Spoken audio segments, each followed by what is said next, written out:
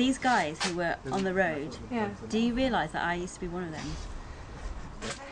No, but that's the thing, it's this kind of like, they were all young people, and they had seen the atrocities of Iraq, and the only way that they could express that was to, you know, speak out against the soldiers that were there.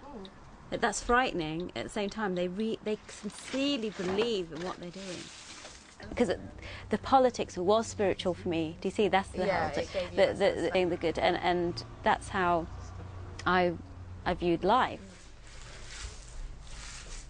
Well, I don't particularly fit the profile of radical extremists because I was born and brought up in Yorkshire. My parents weren't religious. I went to, you know, a pretty good university, so I had no real cause to end up where I did. Let's give you a push.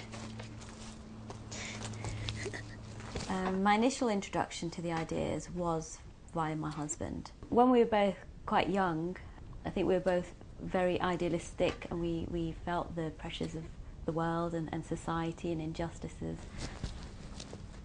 When we came across certain ideas from a group called Hizb ut-Tahrir in particular, we were really drawn towards their messages of peace and humanity to mankind in a religious framework, because we both were religious as well.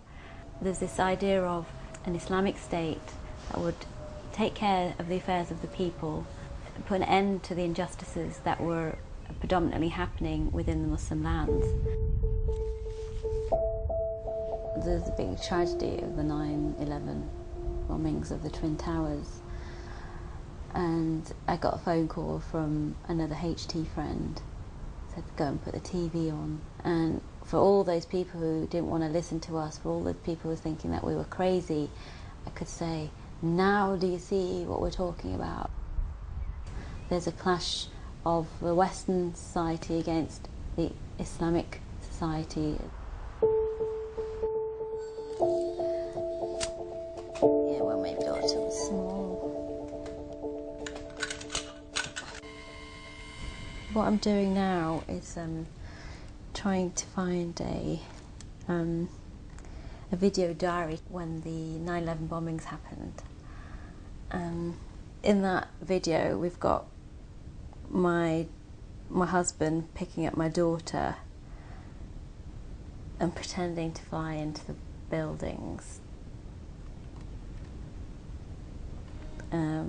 It's very disturbing and very upsetting. Because I was so obsessed with the idea of a Khilafah state and that being my main focus, I never linked that with death or bloodshed.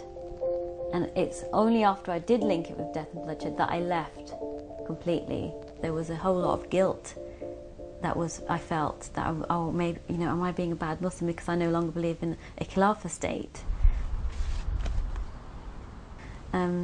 But as I learnt more about Islam, as I, you know, explored different things, hardly anyone believes that that is the Islamic solution.